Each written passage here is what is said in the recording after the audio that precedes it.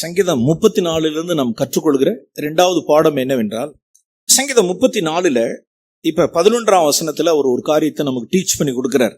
11ஆம் வசனம், பிள்ளைகளே வந்து எனக்கு செவி கொடுங்கள், கர்த்தருக்கு பயப்படுதலை உங்களுக்கு போதிப்பேன். அதாவது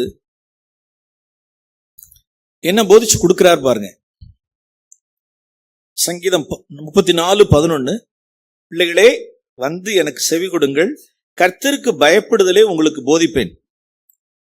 முதல்ல 13ஆம் வசனத்துல அவர் சொல்லிக் கொடுக்கிற முதல் பாடம் என்ன அப்படின்னா, உன் நாவை பொல்லாப்புக்கும் உன் உதடுகளை கபடத்துக்கு, கபட வசனிப்புக்கு, நடிப்புக்கு, கபடத்துக்கு விலக்கி காத்துக்கொள். ஓகே, இப்ப ஏற்கனவே என்ன பண்ணார் சொல்லுங்க பாப்போம். சொல்லுங்க, நீங்களே சொல்லுங்க. இவர் என்ன பண்ணினார்? இவர் கபடதாரியா இருந்து அப்புறம் வேஷம் மாறி நடிச்சு வேஷம் போட்டு ஆக்ட் பண்ணி மாய்மாலம் பண்ணி எல்லா கபடத்தையும் பண்ணி முடிச்சுட்டு இப்ப அவருக்கே என்ன இல்லைன்னா, நான் இப்படி ஆயிட்டனே, கர்த்தரை நம்பின மனுஷன் நான் இப்படி ஆயிட்டனே, இப்படி என்னுடைய காரியங்கள் எல்லாம் கபடமும் வேஷமும் மாய்மாலமும் நடிப்புமா இருந்துருச்சே அப்படிங்கிறதான அந்த துக்கம் நிறைந்தவனாயிருந்து, நான் கர்த்தருக்கு பயப்படுவேன், கர்த்தரை நம்புவேன், கர்த்தரை நம்பி ஒரு காரியத்தை நடக்காதபடிக்கு நடிச்சுல எஸ்கேப் ஆனேன். என்னுடைய இக்கட்டில் பொய் சொல்லில தப்பிச்சிட்டேன். என்னுடைய இக்கட்டில் பொய் சொல்லி நடிச்சு தானே தப்பிச்சேன். ஃபெயிலியர். ஆகையினால விழுந்ததுக்கு அப்புறம் அப்ப ஒண்ணு எழுதி வைக்கிறார். என்ன எழுதி வைக்கிறார்? எப்பா, கர்த்தருக்கு பயப்படுற நீங்க பொல்லாப்பு பேசாதீங்க, கபட்டு வசனிப்புக்கு விலக்கி காத்து கொள்ளுங்கன்னு சொல்றார். எதுல விழுந்தா விழாமலா சொல்லுங்க?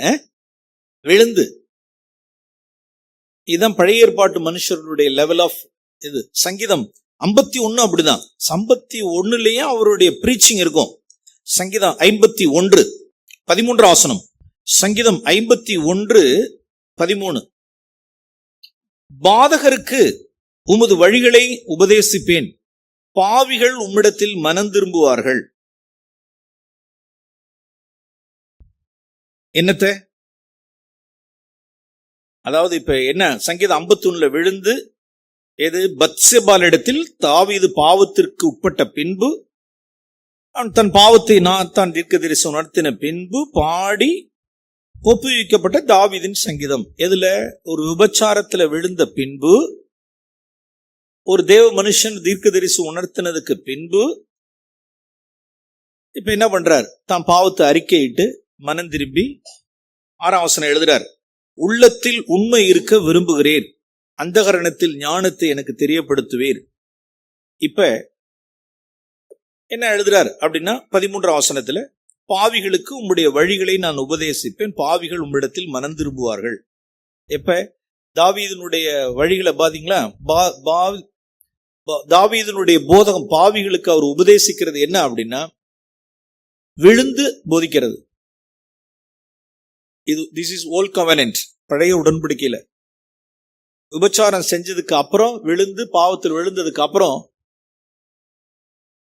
தன்னுடைய இரட்சணிய சந்தோஷத்தை பெற்ற பின்பு மறுபடியும் சங்கீதம் 51 எழுதுறார், பாவிகளுக்கு வழியை போதிக்கிறார், தேவன் உள்ளத்தில் உண்மை இருக்க விரும்புகிறார் அப்படின்னு. ஓகே, சங்கீதம் 34ல கர்த்தருக்கு பயப்படுதலை நான் போதிப்பேன். சின்ன பிள்ளைகளே, சிறு பிள்ளைகளே, உங்களுடைய கபட்டு வசனிப்புக்கும் பொய்க்கும் உங்களுடைய நாவுகளை விலக்கி பாதுகாத்து கொள்ளுங்க. எப்ப அப்படின்னா, அவர் விழுந்ததுக்கு அப்புறம். சோ இதான் ஓல்ட் கவெனன்ட்னுடைய லெவல். இக்கட்டில் நமக்கு நேரம் இல்லை, நான் வரிசையா உங்களுக்கு சொல்றேன், நீங்க நேரம் இருக்கிறப்ப எடுத்து பாருங்க. ஆபிரகாம் ஒரு முறைக்கு இருமுறை தன்னுடைய இக்கட்டில் பொய் சொன்னாரா? சொல்லுங்க. சொன்னாரா? சொல்லலை. எத்தனை முறை? இருமுறை. எகிப்துக்கு தன்னுடைய மனைவியோடு சென்றிருக்கிற பொழுது இக்கட்டில் ஒரு பொய்யை ஊதிட்டார். சரி, ஆதியாகம புஸ்தகம் 20ஆம் அதிகாரத்தில் மறுபடியும் 2வது தடவை அதே மாதிரி ஒரு இக்கட்டில், நாசில சுவாசம் உள்ள மனுஷருக்கு பயந்து ஒரு இக்கட்டில் ஒரு பொய்யை ஊதி தள்ளிட்டார். இவள் என்னுடைய சகோதரி, இவர் என்னுடைய சகோதரன் பொய் சொன்னார். ஆபிரகாம் பொய், இக்கட்டில் பொய் சொன்னவர்கள். அவருடைய குமாரனாகி ஈசாக் தகப்பன் செய்தது போலவே அவரும் ஒரு இக்கட்டில், தகப்பனை போலவே அவரும் பொய். இவள் என் சகோதரி, மனுஷருக்கு பயந்து, நாசில சுவாசம் உள்ள மனுஷனுக்கு பயந்து பொய். ஓகே. தாவீது பொய். தாவீது பொய், வேஷதாரி. பைத்தியம் எல்லாம் கிடையாது, பைத்திய மாதிரி நடிச்சு வேஷம் போட்டு ஒரு நாடகம் நடிச்சு வெளியில என்ன செஞ்சாச்சு? வெளியில வந்தாச்சு. ஆசாரியனாகிய அகிமெலேக்கின் இடத்தில் பொய். தாவீது பொய். சவுல் ராஜா சாமுவேல் தீர்க்கதரிசி கேட்கிறார், ஏன் இந்த ஆடுகள் எல்லாம் நீ தப்ப வச்ச அப்படின்னா, இக்கட்டில் சவுல் ராஜா பொய். ஜனங்கள் தப்ப விட்டார்கள் அப்படின்னு. அப்படியே அந்த பழிபாவத்தை தூக்கி ஜனங்கள் மேல போட்டாச்சு. என்னடா என்னுடைய காரியம் தெரிய வந்துருச்சே, தீர்க்கதரிசி கேட்கிறாரு என்னன்னு. ஜனங்கள் தப்ப வைத்தார்கள், பொய். ஆரோன் இக்கட்டில் நெருக்கத்தில் பொய். மோசே கோபத்தோடு இருக்கிறார். ஆரோன், ஏன் இந்த ஜனங்களுக்கு முன்பாக இப்படி நீ காரியத்தை பண்ண? ஏன் இந்த பொன் கன்றுக்குட்டியை செஞ்சேன் அப்படின்னா, அதனால ஒண்ணுக்கு செய்யல. ஜனங்கள் தங்களுடைய நகையை கொடுத்தாங்க, நான் போட்டேன், அது இப்படி இந்த உருவம் மாதிரி வந்துருச்சு. என்ன பச்சை பொய் பாருங்க. வேற என்ன சொல்லுது அப்படின்னா, இவன் கவராயம் எடுத்து டிசைன் பண்ணி ஒரு டை தயாரிச்சு இந்த இதெல்லாம் உருக்கி இந்த டைல வார்த்து ஒரு பொன் கன்றுக்குட்டி மாதிரி உருவாக்குனது ஆரோன். கேட்ட மாத்திரத்துல ஜனங்கள் தங்களுடைய காதணிகளை கொடுத்தார்கள், நான் போட்டேன், அது இந்த ஷேப்ல வந்துருச்சு அப்படின்ட்டான். அவன் பொய். யாரு? பழைய ஏற்பாட்டில் உள்ளவர்கள். அங்க வேதம் அங்க என்ன சொல்லுதுன்னா, பொய் சாட்சி சொல்லாதிருப்பாயாக. பாருங்க, யாத்ராகம புஸ்தகம் 20ஆம் அதிகாரம் 10 கட்டளையில. யாத்ராகம புஸ்தகம் 20ஆம் அதிகாரம் 16ஆம் வசனம். மோசே இதைதான் டீல் பண்ணுவார். மோசே அல்லது ஆலோசனை சங்கம் எதை டீல் பண்ணுவாங்க பழைய ஏற்பாட்டுல அப்படின்னா, 20ஆம் அதிகாரம் 16ஆம் வசனம். பிறனுக்கு விரோதமாய் ஆலோசனை சங்கத்துல போய் அல்லது பிறனுக்கு விரோதமாய் கோர்ட்ல போய் என்ன செஞ்சிடாத அப்படின்னா, போய் சாட்சி சொல்லாதிருப்பாயாக. அவ்வளவுதான். அதுதான் 10 கட்டளை. அப்ப அன்றாட வாழ்க்கையில, டே டு டே அன்றாட வாழ்க்கையில பழைய ஏற்பாட்டு ஜனங்கள் தங்களுடைய இக்கட்டுகள்ல என்ன செஞ்சிருவாங்க அப்படின்னா, பொய்யை ஊதி தள்ளிடுவாங்க. பொய்யை ஊதி தள்ளிடுவாங்க. ஆபத்துல இக்கட்டுல சொல்லிட்டு தப்பிச்சுக்குவாங்க. அவர்களுக்கு அந்த கிருபை பழைய ஏற்பாட்டில் இந்த பரிசுத்த ஆவியானவர், சத்திய ஆவியானவர் அவர்களுக்கு உள்ளே கொடுக்கப்படவில்லை. பரிசுத்தமான ஆவியானவர், சத்திய ஆவியானவர், மெய் பேசுகிற ஆவியானவர் அவர்களுக்கு உள்ளே வராதபடினால் அவர்கள் சர்வ சாதாரணமா எடுத்து பொய்யை ஊதுவாங்க. ஃபார் எக்ஸாம்பிள், சுவிசேஷத்தில் இருக்கக்கூடியதான பேதுரு, சுவிசேஷத்தில் காணப்படுகிற பேது பரிசுத்த ஆவியை உள்ளே பெறாததினால், நீ இயேசுவுடன் இருந்தவர் தானே? இல்ல, எனக்கு தெரியாது. நீ இயேசுவுடன் உன்னோட பேச்சு காட்டி கொடுக்குது. இல்ல, எனக்கு யாருன்னே தெரியாது. இல்ல, நீ இயேசுவோட தான் நீ இருந்த. திரும்ப திரும்ப சொல்றீங்க நான் இல்லைன்னு சொல்றேன்னு. அவரை நான் சபிக்கவே போறேன்னு சபிக்கவே தொடங்கினார். ஏன் அப்படின்னா, உள்ளார என்ன இல்ல, இக்கட்டில். பழைய ஏற்பாட்டு காரியமா இருந்தாலும் சரி, சுவிசேஷம் வரைக்கும் இருக்கிற அப்போஸ்தலர்கள் பரிசுத்த ஆவியானவரை உள்ளே பெறாத வரைக்கும் சாதாரணமா இக்கட்டில் ஊதி தள்ளிடுவாங்க. நீ இந்த காரியத்தை செஞ்சியா? இல்ல. நீ இந்த காரியத்தை செஞ்சியா? இல்ல.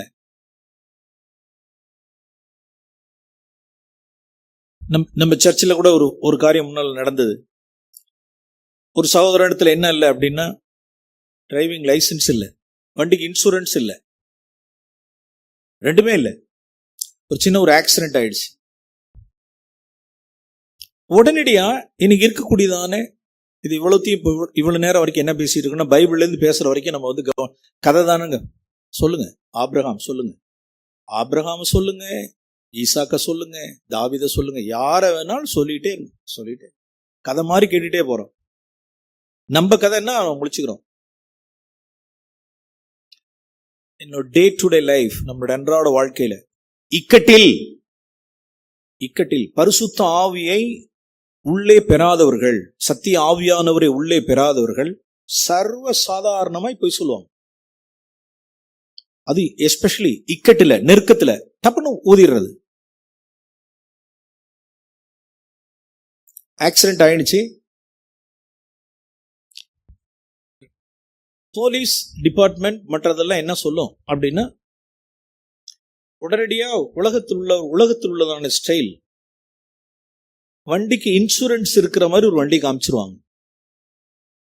டிரைவிங் லைசன்ஸ் இல்லைன்னா டிரைவிங் லைசன்ஸ் உள்ளவர் ஓட்டுன மாதிரி செஞ்சிருவாங்க. இந்த ரெண்டு காரியத்தையும் செய்வாங்க. அது டிபார்ட்மெண்ட்டே என்ன செஞ்சு கொடுக்கும் அப்படின்னா, கை கொடுக்கும், எப்படியா தப்பு வைக்கிறதுக்கு. இதெல்லாம் அவர்களுக்கு என்ன கிடையாது அப்படின்னா, நன்மை செய்யறது போல. வண்டிக்கு இன்சூரன்ஸ் இல்லையா, வண்டிக்கு இன்சூரன்ஸ் இருக்கிறது மாதிரி ஒரு வண்டி ஆக்சிடென்ட் ஆனது போகும். டிரைவிங் லைசன்ஸ் இல்லைன்னா டிரைவிங் லைசன்ஸ் இருக்கிறது போல ஒருவர் வந்து ஓட்டுனது போல ஆள் மாறாட்டம் பண்ணி காரியத்தை குக்கப் பண்ணி முடிச்சிருவாங்க. நாம் என்ன செய்வோம்? So we are walking in the light. நான் ஒளியின் பிள்ளைகள். பழைய ஏற்பாடு அப்படின்னா ஆபத்தில் உன்னை ஊதி தள்ளிட்டு எஸ்கேப் ஆயிடுவாங்க. நாம் இந்த மாதிரி காரியம் நடந்துருச்சு, வேற வழி இல்லை, சட்டம் அப்படி இப்படின்ட்டு போயிடுச்சுன்னா அரெஸ்ட் தான், உள்ளதான் வைக்கணும், தண்டனை தான் வைக்கணும். ஓகே, அதுக்கு உண்டான தண்டம் என்னவோ அதை நான் பொறுப்படுத்திக்கொள்வோம். அடிபட்டவங்களை பார்த்து காரியங்களை செஞ்சு, சின்ன ஒரு சர்ஜரி நடந்தது, பிளேட்டு எல்லாம் வச்சதெல்லாம் செலவு, எக்கச்சக்கமான செலவு, பல ஆயிரங்கள் நாம் கொடுத்து காம்ப்ரமைஸ் பண்ணி எழுதி வாங்கி அது கேஸ் ஆகாதபடிக்கு நாம் அதுலேருந்து வெளியில வந்தோம். ஸோ நஷ்டம்தான். ஸோ நாம் என்ன சொல்லுவோம்? ஒரு இக்கட்டு, ஏதாவது ஒன்று மாட்டிக்கிட்டோம் அப்படின்னா, பழைய ஏற்பாடு ஃபினிஷ், தப்பிச்சிருவாங்க. ஒரு பொய்யை ஊதி தப்பிச்சிருவாங்க. நம்மளுடைய பிள்ளைகள் மறுபிறப்பு அடைஞ்சிட்டாங்களா இல்லையான்னு உங்களுக்கு ஒரு டெஸ்ட் வேணும் அப்படின்னா, பேப்டிசம் இடுவாயில ஒரு கேள்வி பதில கேட்டாங்க, ரட்சிப்புக்கு முந்தின காரியம் எது? ரட்சிப்புக்கு முதல் படி எது அப்படின்னு கேட்டாங்க. நல்ல கேள்வி. ரட்சிப்புக்கு முதல் படி நேர்மை. சமாரியா ஸ்திரீயின் இடத்தில் ஜீசஸ் கேட்டது, இன்னும் சமாரியாவுடைய ஸ்திரீ என்ன ரட்சிக்கப்படல, அவளுடைய வாழ்க்கை எவ்வளவோ படுபாதாளத்தில் கிடந்தது, அவள் ரட்சிக்கப்படல. அதுக்கு முன்னதாக ஜீசஸ் என்ன செஞ்சார் அப்படின்னா, உன்னுடைய புருஷனை கூட்டிட்டு வா அப்படின்னா, எனக்கு புருஷன் இல்லைன்ட்டா. நீ உள்ளதை உள்ளபடி சொன்னாய். உனக்கு இத்தனை புருஷன் இருந்தாங்க, இப்ப இருக்கிறது உனக்கு புருஷன் இல்லை, நீ உள்ளதை உள்ளபடி சொன்னாய்ன்னு சொல்லிட்டு கர்த்தர் தன்னை வெளிப்படுத்தி, அந்த நேர்மையானவளிடத்தில் கர்த்தர் தன்னை வெளிப்படுத்தி அவளுக்கு ரட்சிப்பை விளங்க பண்ணினார். அவளோடு கூட சமாரியாவுக்கு சென்றார், 2 நாள் தங்கினார். சமாரியர்கள் உலக ரட்சகரை அறிந்து கொண்டார்கள். சோ நாம் என்ன சொல்லுவோம்? ரட்சிப்புக்கு முந்தின படி, முதல் படி என்ன? ஹானஸ்டி, நேர்மை, உண்மை, ட்ரூத்ஃபுல்னஸ், இன்டெகிரிட்டி. பிள்ளைகள் கவனிக்கிறீங்களா? உங்களுடைய பேரண்ட்ஸ் நீங்க அப்பதான் தெரியணும். நாளைக்கு பிள்ளைகள் பேப்டிசம் கொடுங்க அப்படின்னா, 18 வயசு 19 வயசு ஆயிடுச்சு, காலேஜுக்கு போறான், அதனால பிரதர் ரொம்ப வயசாயிடுச்சு இவ்வளவு நாள சபையில, அதெல்லாம் ஆட்டோமேட்டிக்கெல்லாம் ஞானஸ்தானம் எல்லாம் கிடையாது. உங்களுக்கே தெரியணும். ஹானஸ்டியா இருக்கான், நேர்மையா இருக்கான், கன்விக்ட் ஆயிருக்கணும். ஃபர்ஸ்ட் குவாலிஃபிகேஷன், ஃபர்ஸ்ட் எலிஜிபிலிட்டி நீங்க அதை பார்த்தலாம். அதை என்ன அப்படின்னா, ஒன்னு நேர்ல சொல்லுவாங்க, இல்லைன்னா லெட்டர் எழுதி கொடுத்துருவாங்க. டாடி மம்மி நான் வீட்டுல இவ்வளவு திருடினேன், நான் இதெல்லாம் திருடினேன், இதை நான் திருடினேன், வீட்டுல நான் திருடினேன். திருடி இருக்கிற பிள்ளைகள் ஹானஸ்டா வெளியில கொண்டு வருவாங்க, நான் வீட்டுல திருடினேன்.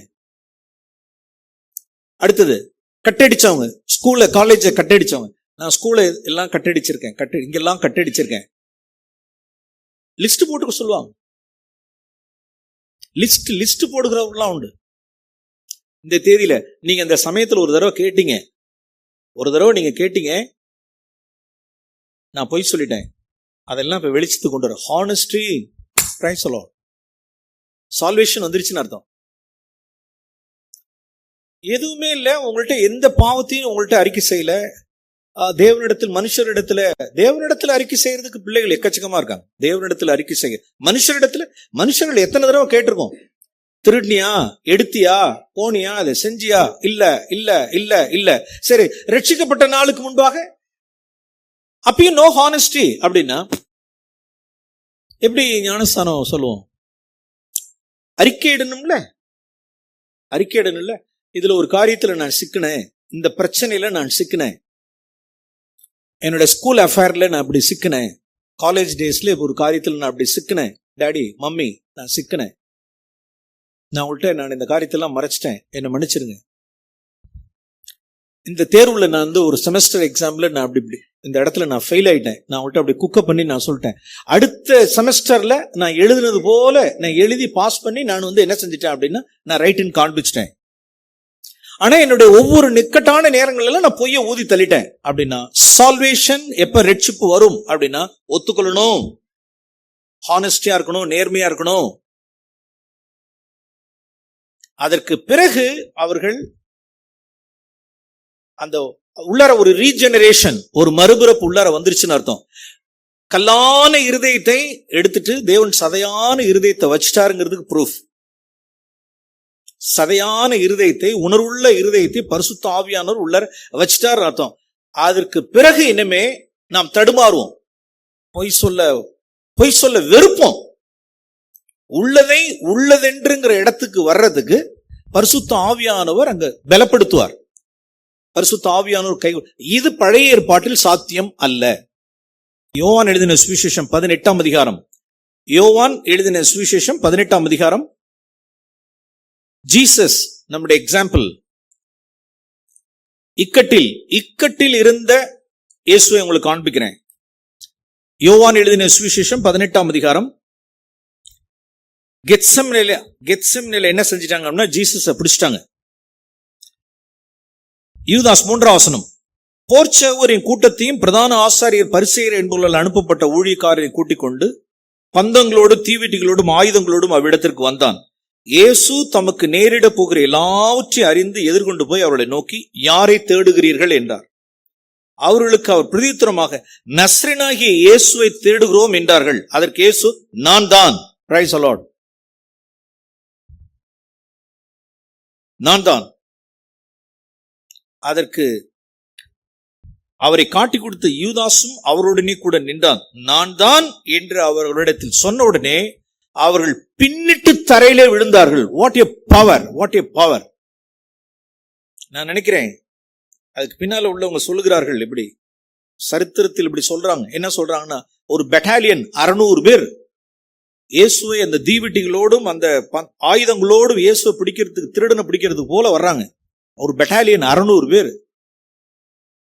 ஐ அம் ஜீசஸ், நான் தான் அப்படின்னு அப்படி சொன்னதுதான் 600 பேர் மல்லாக்க கவுறான், அப்படியே பின்னால சாயிறான்.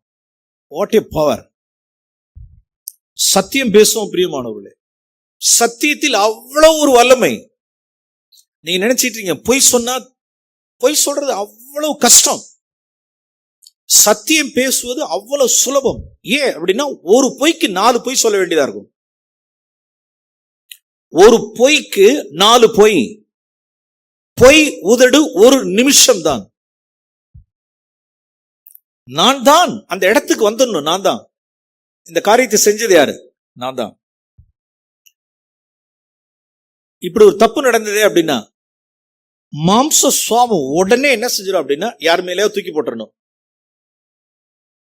இது ஏன் தப்பு நடந்துச்சு, ஏன் இப்படி பிஎஸ் சிஸ்டத்துல தப்பு நடந்தது? யாரோ ஒருத்தர் ஏன் இப்படி சாப்பாடு இப்படி கோளாறு ஆயிடுச்சு? இவங்கதான் நல்லா ஓஹோ சாப்பாடு வந்தா நான் தான், ஓஹோ சாப்பாடு வந்தா நான் தான். வித்தியாசமான சாப்பாடு இருந்தா அதுல புளி இவ்வளவு கரைச்சு ஊத்தாதீங்கன்னு சொன்னேன். அப்பயே நான் சொன்னேன், இவங்க தான் புளியை கரைச்சு ஊத்துனாங்க. சரியா போச்சா? போய் என்னடா சாப்பாடு இப்படி இருக்கு அப்படின்னா, இன்னார் நன்மை நான் தான் சாட்சாத் நான் தான். இது ஏன் இப்படி நடந்துச்சு, அது ஏன் இப்படி நடந்துச்சு, அது ஏன் நடந்துச்சு அப்படின்னா, அந்த இடத்துக்கு நான் தான்ங்கிற இடத்துக்கு எப்போ வருவோம்? there is power. பின்னாக்க மல்லாக்க போய் பின்னிட்டு விழுந்தார்களாம். அதுலயே இன்னொன்னு வாசிக்கிறோம். அதுலயே ஆண்டவர் சொன்னார், மறுபடியும் அவர்களை நோக்கி யாரை தேடுகிறீர்கள் என்றார். நசரேயனாகிய இயேசுவை தேடுகிறோம் என்றார்கள். இயேசு, நான் தான் என்று உங்களுக்கு சொன்னேனே, என்னை தேடுகிறது உண்டானால் இவர்களை போக விடுங்கள். That's a good spirit of Jesus. என்ன அதாவது மனுஷனுடைய சுவாபம் என்னன்னா, நான் மாட்டினா கீழே 10 பேர் சேர்ந்து மாட்டணும், நான் மாட்டினா 10 பேர் சேர்ந்து மாட்டணும், நான் ஒரு ஆள் மாட்டக்கூடாது. அப்புறம் இவங்க நாம் என்ன மாட்டு நீ தப்பிச்சிருவியா? எல்லாரும் வரணும், எல்லாம் கூட்டாஞ்சோறு, எல்லாம் சேர்ந்து மாட்டினா சேர்ந்து மாட்டிக்கணும். எல்லாம் அவங்கள போக விடுங்க, நான் தானே, அவங்களெல்லாம் ரிலீஸ் பண்ணுங்க. இதுதான் சத்திய மார்க்கம், ஒளியில நடக்கிற மார்க்கம். நாசியில எந்த சூழ்நிலை, பிதாவே நான் உங்களை அறிந்திருக்கிறேன், நீங்க என்னோடு கூட இருங்க. சத்தியபரராகிய இயேசுவே உம்முடைய ஆவி என்னிடத்தில் இருக்க செய்யட்டும். நான் தான் எந்த இக்கட்டிலும், பிள்ளைகளுக்கு டீச் பண்ணி கொடுப்போம், எந்த இக்கட்டிலும் உள்ளதுன்னு சொல்லிட்டு, உனக்கு ரட்சிப்பு சமீபம், நீ மறைக்க மறைக்க மறைக்க மறைக்க. சில பேருடைய ரட்சிப்பு ஏன் தள்ளி தள்ளி தள்ளி தள்ளி போகுது அப்படின்னா, ரொம்ப வருஷங்களாகும். சால்வேஷன் தள்ளி தள்ளி தான் போகும், மறைக்கிற வரைக்கும். தன் பாவத்தை மறைக்கிறவன் வாழ்வடைய மாட்டான். we have to teach.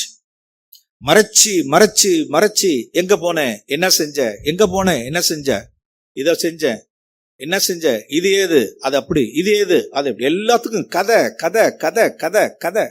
ஒரு பொய்க்கு 4 பொய், ஒரு பொய்க்கு 400 பொய்.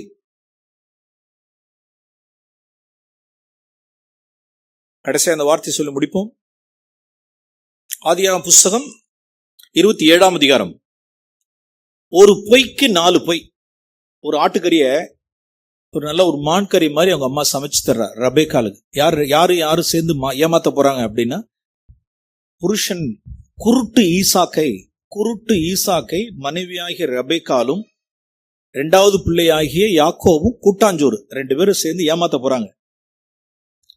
அவங்க என்ன செய்யறாங்க அப்படின்னா, முதல் விஷயம் பாருங்க, 18ஆம் வசனத்தில் தகப்பன் கூப்பிடுறார் பிள்ளையை நோக்கி, இதோ இருக்கிறேன், நீர் யார் என் மகனே என்றான்.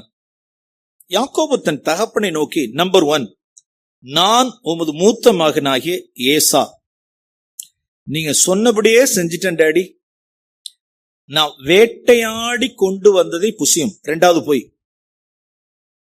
முதல் பொய் என்ன சொல்லுங்க, நான் தான் யாரு, நான் தான் மூத்த பையன் ஏசா. இப்ப 1 மறைக்க இப்ப 2வது பொய் வருது பாருங்க. வேட்டையாடி இருந்ததா, கொல்லையில ஆட்டுக்குட்டி இருந்துச்சா, அவங்க அம்மா ஒரு ஆட்டுக்குட்டி கொண்டு கொடுத்தா, அந்த ஆட்டுக்குட்டியை எடுத்துட்டு வேட்டையாடி கொண்டு வந்ததை புசியும் அப்படின்னா, உடனே அவங்க அப்பா கேட்கிறார், என் மகனே, இது உனக்கு எப்படா இத்தனை சீக்கிரமா உனக்கு அகப்பட்டுச்சு, இந்த மான்குட்டி உனக்கு எப்படி இவ்வளவு சீக்கிரமா அகப்பட்டது? அடிச்சாம் பாருங்க. தேவைப்பட்டா பொய்க்கு யார கூட டச் பண்ணிக்கலாம், சொல்லுங்க அப்போ, காடையும் டச் பண்ணிக்கலாம். உம்முடைய தேவன், அது ஏன் தேவன் இல்ல, கிடையாது, யாரு, உம்முடைய தேவனாகிய கர்த்தர் அதை வாய்க்க பண்ணினார், எனக்கு நேரிட பண்ணினார். அடிச்சாம் பாருங்க. எத்தனாவது பொய்? 1க்கு எத்தனாவது? 3வது பொய். உம்முடைய தேவனாகிய கர்த்தர் எனக்கு நேரிட பண்ணார். தேவைப்பட்டா யாரையும் கூட டச் பண்ணிக்குவாங்க, பொய் சொல்றவங்க யாரையும் டச் பண்ணிக்குவாங்க, காடையும் டச் பண்ணிக்குவாங்க. கீழே 22ஆம் வசனத்துல, யாக்கோபு தன் தகப்பனாகி ஈசா கண்டையில் கிட்ட போனான், அவன் இவனை தடவி பார்த்து, என்ன சத்தம் யாக்கோபு மாதிரி இருக்கு, கை ஏசாவின் கைகளை போய் என்று சொல்லி, அவன் சகோதரனாகி ஏசாவின் கைகளை போல இருக்கிறதான்னு சொல்லிட்டு ஆசீர்வதித்து மறுபடியும் கன்ஃபார்ம் பண்ணிக்கிறாராம். குருட்டு ஈசாக் கன்ஃபார்ம் பண்ணிக்கிறார். நீ என் குமாரனாகிய ஏசாதானோ என்றான். அவன் நான் தான். இல்ல திரும்ப திரும்ப நெய் நெய்னு நான் தான் அப்படின்னு அழுத்தம் திருத்தமா அடிச்சான் பாரு. ஒண்ணுக்கு எத்தனை? ஒண்ணுக்கு 4 பொய். ஒரு பொய். இப்ப சொல்லுங்க, பொய் சொல்றது உண்மை எத்தனையிலே முடிச்சலாம் சொல்லுங்க. ஆகும் எங்க சின்ன பிள்ளைங்க சொல்லுங்க. இப்ப சொல்லுங்க, பொய் சொல்றது கஷ்டமா? சாத்தான் ஒண்ணு சொல்லி வச்சிருக்கான், பொய் சொல்றதுதான் என்னது easy, the easiest way to escape பொய் சொல்லிட்டு. சாத்தானுடைய பொய் நம்பாதீங்க. ஒண்ணுக்கு 4 பொய் சொல்லணும் மேன். ஒண்ணுக்கு 400 பொய் சொல்லணும். கதை கட்டணும், தயாரிக்கணும், தயாரிச்சுக்கிட்டே இருக்கணும். பொய் சத்தியம் பேசுறது சுலபம். சாத்தானுடைய பொய்யன் நீங்க நிரூபிக்கணும். உள்ளதுன்னு சொல்லிட்டீங்கன்னு வச்சுக்க. இயேசு எவ்வளவு நம்முடைய வாழ்க்கையை இலகுவாக்கிட்டாரு பாருங்க. என் நுகம் உங்களுக்கு இலகுவா இருக்கும். சாத்தானுடைய நுகம் கனமா இருக்கும். பொய் சொல்றது அவ்வளோ கஷ்டம், அவ்வளோ தயாரிக்கணும். ராப்பகலா நீங்க சிக்கிட்டு இருக்கணும். ஈஸியா முடிஞ்சு போயிடும். கர்த்தர் உங்களை பொறுப்படுத்திக் கொள்வார். நீங்க நிஜம் பேசுனீங்க அப்படின்னா, உள்ளதுன்னு சொன்னீங்கன்னா, கர்த்தர் there is power. நான் தான் அப்படின்னு சொன்னா பவர் இருக்கு அதுல. கர்த்தர் தம்முடைய வல்லமையை விளங்க பண்ணுவார். மறைக்கணும் அப்படின்னு நினைக்காதீங்க. இந்த உலகம் வேற ஒரு பிசாசு ஒரு பொய்யை நம்பிக்கிட்டு இருக்கு. நாம் ஆண்டவரே நிஜத்தை நான் பேசட்டும். பொய் உதடு எவ்வளவு நிமிஷம் தான் சொல்லுங்க? ஒரு நிமிஷம் தான். ஆசாரியனாகிய அகிமெலேக்கின் இடத்தில் தாவீது ஒரு பொய் சொல்றாரு. என்ன தாவீது இங்க வந்திருக்கீங்க, எப்படி தனியா வந்திருக்கீங்க, என்ன விஷயம்னா, ராஜா ஒரு கட்டளை போட்டிருக்காரு, ஒரு முக்கியமான ஒரு அபிஷியலை ஒரு வேலைக்கு அனுப்பிச்சிருக்காரு. ராஜா வேலைக்கு அனுப்பிச்சிருக்கிறார், ராஜா துரத்திட்டு வராரா? என்ன பொய்! ராஜா சவுல் ராஜா எனக்கு ஒரு முக்கியமான ஒரு வேலை கொடுத்திருக்கார். அப்படியா? அது யார்ட்டையும் சொல்லக்கூடாதுன்னு சொல்லிட்டார். அப்ப வேற ஆட்கள்லாம் பின்னால வருவாங்க, நான் முன்னால வந்திருக்கேன். ஓ அப்படியான பொய் சொன்னார் பாருங்க. சொல்லிட்டு இப்படி திரும்பி பாக்குறாரு, அங்க தோவேக்குங்கிற ஒருத்தன் இருக்கான். யாருடைய ஆளு? சவுலுடைய ஆளு. சரியா போச்சு, அவ்வளவு. பொய் உதடு ஒரு நிமிஷம் தான். இப்படி சொல்லிட்டு திரும்பி பார்த்தா தோவே. ஓடு ஓடு, கிடுக்கிட்டு ஓடு. தப்பிக்கலாம் முடியாது. உங்களை துரத்தும் பாவம், உங்களை துரத்தும். எவ்வளவு பொய்யா இருந்தாலும் சரி, உங்களை துரத்தும் பாவம், உங்களை துரத்தும். நாம் கிறிஸ்துவனிடையில் வந்துருவோம், இயேசுவனிடையில் வருவோம். அவ்வளவு சுலபம். அவருடைய நுகம் அவ்வளவு எளிது, அவ்வளவு இலகுவா இருக்கும். கர்த்தர் கூட நிற்பார். இயேசு நம்மோடு கூட நிற்பார். நீ நிஜம் பேசிட்ட, உன்னை தப்பிக்க வேண்டியது என்னுடைய பொறுப்பு. உன்னை கனப்படுத்த வேண்டியது என்னுடைய பொறுப்பு. நீ நிஜஸ்தனாரு, உள்ளதுன்னு சொல்லு. பழைய ஏற்பாட்டில் உள்ளவர்கள் பொய்யை இக்கட்டில் ஊதி தள்ளிடுவார்கள். புதிய உடன்படிக்கையினுடைய ஆவி இயேசு கிறிஸ்துவை போல உள்ளதென்று இல்லதென்றும். இயேசு கிறிஸ்து ஒரு இடத்துல போய் செங்குத்தான மலையில கொண்டு போய் என்ன செஞ்சிட்டாங்க வச்சு, இந்த இடத்துல இப்படி செங்குத்தான மலையில வச்சு இப்படி தலை கீழாக இறக்கணும்னு நினைக்கிறப்ப, ஆஹா எப்படி தப்பிக்கிறதுன்னு தெரியலையேன்னு சொல்லிவிட்டு தாவீது வேஷம் போட்டது மாதிரி யோசிச்சு பாருங்க. ஜீசஸ சேட்டை பண்ணி எச்செல்லாம் உழவு விட்டுக்கிட்டு இப்படி எல்லாம் இந்த சேட்டெல்லாம் பண்ணி விட்டு, என்னடா இந்த ஆளுக்கு பைத்தியம் மாதிரி ஆயிடுச்சு, அப்படி ஏதாவது தப்பிச்சாரா?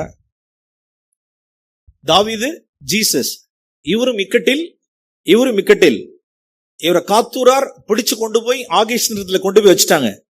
இயேசு கொண்டு போய் மலை உச்சில 2 பேரும் இக்கட்டில. தாவீது இருந்தார், ஜீசஸ் இருந்தார். தாவீது எப்படி தப்பிச்சார்? கபடம் ஆடி நடிச்சு, பைத்தியங்குழி மாதிரி நடிச்சு கிடிச்சு ஒரு காரியத்தை கபடம் பண்ணி தப்பிக்கணும். ஜீசஸ் கூலா இருந்தார். My hour has not yet come. என் வேலை இன்னும் வரல. என் தலையில் உள்ள மயிரெல்லாம் எண்ணப்பட்டிருக்கிறது. பிதாவினுடைய சித்தம்லாம் ஒண்ணு விழாது. என் பிதாவின் இடத்தில் அன்பா இருக்கிறார், நான் நிம்மதியா இருப்பேன். Lord what should I do? நான் இப்ப என்ன செய்யும்? உண்மை நான் ஸ்தோத்திரிக்கிறேன். எனக்கு தப்பு வைக்கும் ஒரு போக்கை எனக்கு உண்டு பண்ணி காமிங்க. பார்த்தா அவங்களுக்குள்ள வாக்குவாதம் நடந்துகிட்டு இருக்கு. அவங்க பாட்டுக்கு ஏதோ வாக்குவாதம் பண்ணிட்டு இருக்காங்க. ஜீசஸ் அவர் பாட்டு போயிட்டார். அருமையானவர்களே, நல்ல ஒரு சங்கீதம் 34 மூலமாய் நாம் 2 சத்தியத்தை நாம் கத்திருக்கிறோம். 1, நாசியில சுவாசம் உள்ள மனுஷனிடத்தில் நாம் நம்பிக்கை வைக்க வேண்டாம். கர்த்தரே நம்மளுடைய பாதுகாப்பு, அவரே நம்மளுடைய அடைக்கலம், அவரே நம்மளுடைய உறைவிடம், அவரே நம்மை போஷிக்கிறவர், நம்மை காக்கிறவர். அதுலாம் அந்த இடத்துக்கு வந்துடணும். அவரை சார்ந்திருக்கிற இடத்துக்கு நான் வந்துடணும். அங்கிருந்தா தேவன் நம்மளை உருவாக்குவார். அந்த இடத்துக்கு வருகிற வரைக்கும், ஏதாவது ஹோல்டில் நாம் சிக்கி சிக்கி சிக்கி இருக்கிற வரைக்கும், நாம் தேவன் நமக்கு வச்சிருக்கிற திட்டத்தை, நாம் தீர்மானத்தை நாம் கண்டுபிடிக்க முடியாது. தேவனை சார்ந்திருக்கிற இடத்துக்கு நான் வந்துட்டோம் அப்படின்னா, பிரைஸ் தி லார்ட், கர்த்தர் தம்முடைய பணியை ஆரம்பிச்சிருவார். ஒரு லீடர் ஆக்குவார். ராஜா வாக்குறதுக்கு முன்னால தலைவன் ஆக்குறார். அரணில் வைத்து ஜனங்கள் எல்லாம் எப்படி அந்த அரணில் உள்ள நாட்களில் எல்லாம் நன்மை செய்கிறது, எப்படி ஃபைட் பண்றது. இரண்டாவது காரியம், பழைய உடன்படிக்கையில் உள்ளவர்கள் இக்கட்டில், பெரிய பெரிய பரிசுத்த ஜாம்பவான்கள் எல்லாரும், பழைய ஏற்பாட்டில் வாழ்ந்த பரிசுத்த புருஷர்கள் எல்லாரும் இக்கட்டில் பொய்ய ஊதி தள்ளிடுவாங்க. அவர்களுக்கு அது எண்ணப்படவில்லை. அது பழைய ஏற்பாட்டில் அது ஒரு பரிசுத்த ஆவியானவர் அவர்களுக்கு உள்ளர அருளப்படாததினால் அவர்கள் பொய்யை ஊதினார்கள். ஆனால் புதிய உடன்படிக்கையில் பரிசுத்த ஆவியை உள்ளே நாம் பெற்ற நாம், பிரியமானவர்களே, நாம் பொய்யை களைந்து பொய்யை வெறுத்து உள்ளதை உள்ளதென்றுங்கிற சத்தியத்துக்கு நாம் இடத்துக்கு நாம் வருவோம். கண்களை மூடி நாம் ஜெபம் பண்ணுவோம்.